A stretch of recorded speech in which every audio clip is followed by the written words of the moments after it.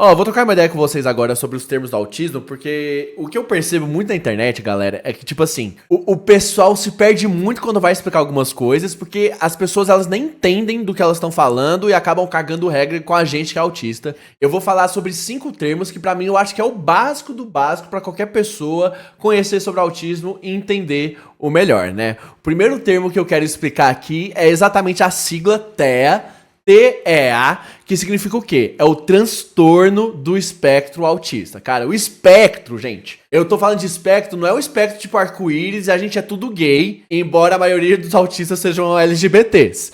Mas a questão, a gente não é um ursinho carinhoso que tá brilhando por aí, tá? A questão do espectro é porque, embora todos sejamos autistas, dentro do autismo, cada autista é diferente. Então, cada autista, ele manifesta o seu autismo de uma maneira diferente. Por isso que é um espectro. Porque, embora várias coisas se juntam, elas também são diferentes entre si. A gente pode até imaginar um arco-íris nesse sentido e tal.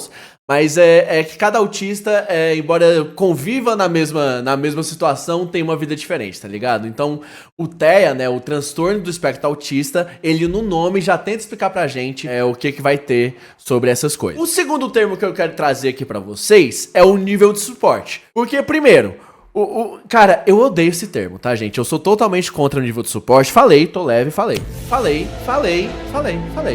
Eu não gosto de nível de suporte, eu acho que é desnecessário, eu acho que não explica direito, mas ainda é usado aqui no Brasil, então eu vou falar sobre isso.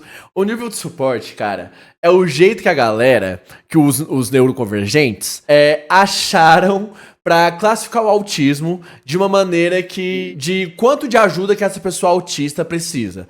Então a gente é dividido em 3 níveis de suporte: nível 1, nível 2 e nível 3 de suporte. O que é esse nível? Quanto maior o nível, mais ajuda a pessoa precisa pra vida dela. Então, o nível 3 é uma pessoa que precisa de muito suporte na vida dela, e o nível 1 é tipo a Série C do Campeonato Brasileiro, que é profissional, mas ninguém leva a sério, tá ligado? Não leva o nível 1 a sério e trata o nível 3 como se não fosse alguém que pode ter independência algum dia da vida. Basicamente é isso. Parece que o nível 3 ele nunca é dependente, parece que o nível 1 ele nunca é autista, sabe? E o nível 2 a gente nem conversa sobre eles porque eles nem existem.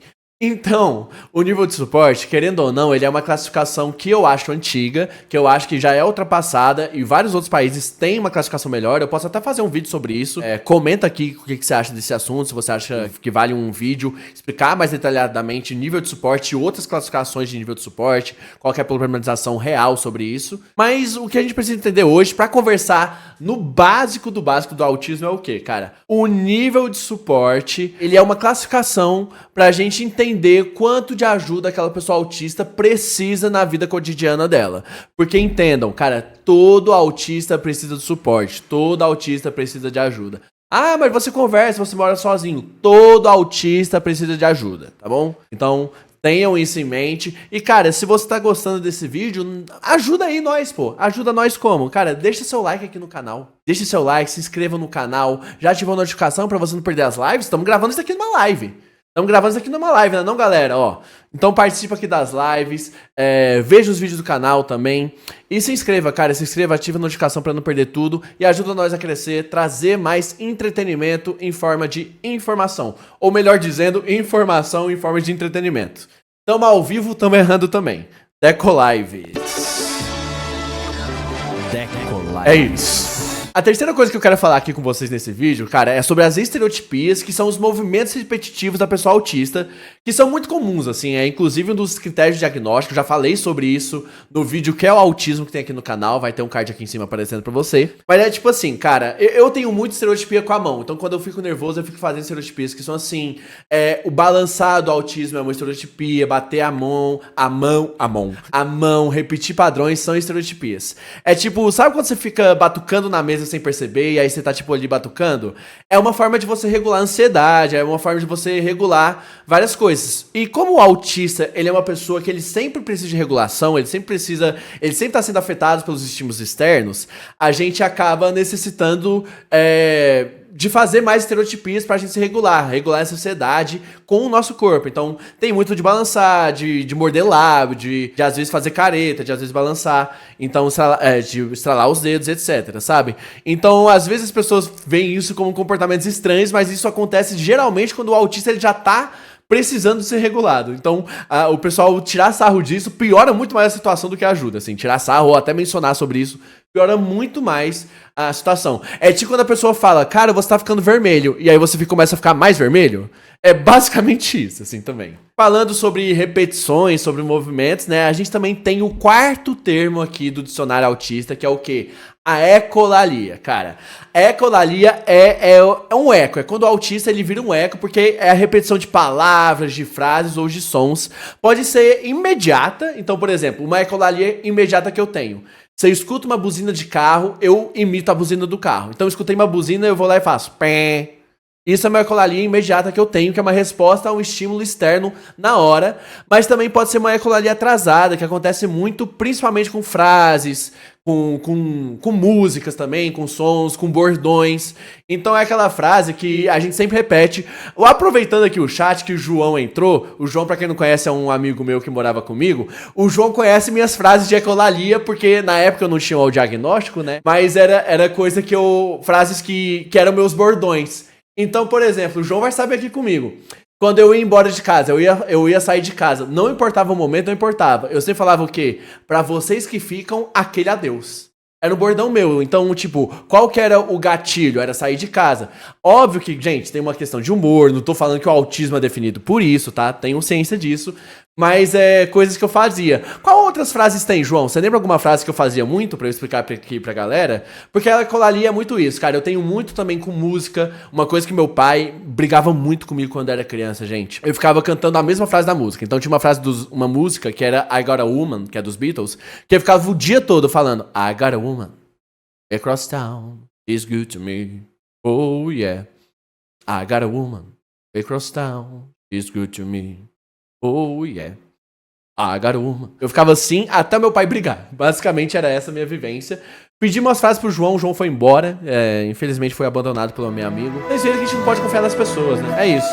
Basicamente isso. A gente não pode confiar em todo mundo. Não importa se a gente morou 6 anos juntos. Não importa. Às vezes a pessoa só tá te dar um oi e vai embora. Aproveitando aqui que a gente fez uma pausa também, cara, se você quer saber mais sobre temas do autismo, saber mais sobre minha vida, acompanhar mais também coisas que eu faço, cara, seja membro do canal, seja um decote, um patético, quer dizer, eu erro agora os nomes, que você, além de ter lives exclusivas, você vai ter acesso a vídeos e playlists exclusivos e shows completos. Hoje temos mais de 10 shows completos. Sobre stand-up improvisado, pra você que é membro do canal. Então apenas R$8 por mês, você acompanha tudo isso, tem acesso antecipado aos vídeos também, já tem vários vídeos aqui, e somente pra membros. Enfim, fica o convite. Eu não sou bom de fazer merchandising, eu sou bem ruim nisso, mas tô tentando. Seja um membro e tenha acesso a vídeos exclusivos. O João aqui falou, eu tô com uma frase aqui na ponta da língua, mas estamos tentando lembrar. Puta, essa é muito boa, o João falou aqui. Você me enganar, tudo bem, mas enganar você mesmo? Eu falava isso quando eu achava que alguém tava tentando meter o louco. Então, sei lá, alguém tava trocando ideia com alguém, né? Aí a pessoa falava alguma besteira assim. Ou fala, pô, você tá tentando me enganar, tudo bem, mas pô, enganar você mesmo? É foda. Eu tinha essa, o que mais que eu tinha, cara? Eu tô tentando lembrar. Bom dia, bom dia. Era uma frase do apartamento também, né? Outra, aí era uma ecolalia do apartamento geral já. Todo mundo que acordava falava pros outros também bom dia, bom dia. Enfim, gente, a gente consegue tratar o autismo de uma maneira muito leve. Obviamente eu tô falando aqui de coisas sérias, mas, cara, eu tento muito trazer a informação dessa maneira mais leve mesmo, sabe? Realmente é uma coisa que eu acho que é importante, assim. O bom dia, bom dia. Enfim, se o João lembrar de mais frases, fala aí, viu, João? O quinto e último termo que eu vou falar aqui pra vocês no vídeo de hoje, gente, é a crise sensorial, mas calma que esse termo ele tem extras sobre ele também, tá? Então o que é a crise sensorial? Como eu já falei em outros vídeos, até falei aqui hoje, a gente que é autista, a gente tem muita sobrecarga de estímulos, né? A gente fica muito estimulado com barulho, com barulho e som é a mesma coisa. Com barulho, com luz, com cheiro, com toque, etc. E aí acontece que isso vai sobrecarregando a gente até um limite, cara, que a gente não consegue mais aguentar. e a gente acaba tendo uma crise sensorial, que é quando os estímulos, eles começam a afetar a gente de uma maneira muito mais pesada. Então a luz, ela não começa só a incomodar meu olho, ela começa a dar dor de cabeça, ela começa a dar crise de tontura, ela começa a dar crise de ansiedade, ou os barulhos começam a doer, barulho dói pra gente, tipo assim, sentir barulho dói. Eu sei que eu tô em crise sensorial quando eu começo a sentir muito frio, eu odeio sentir frio, às vezes tá calor e eu tô sentindo frio, parece que eu tô com febre, porque eu tô numa crise sensorial e não percebia, né? Depois de diagnóstico comecei a perceber, inclusive falo sobre isso num vídeo dos membros do canal. Hoje eu tô todo merchandising, hein? Que isso, pô. Melhor live da onde? Do Brasil, Ecolives. E aí, cara, essas crises sensoriais, elas ainda podem ser divididas em tipos de crise, né? Tem dois tipos de crise que eu vou dar como extra aqui nesse vídeo, que é o meltdown e o shutdown.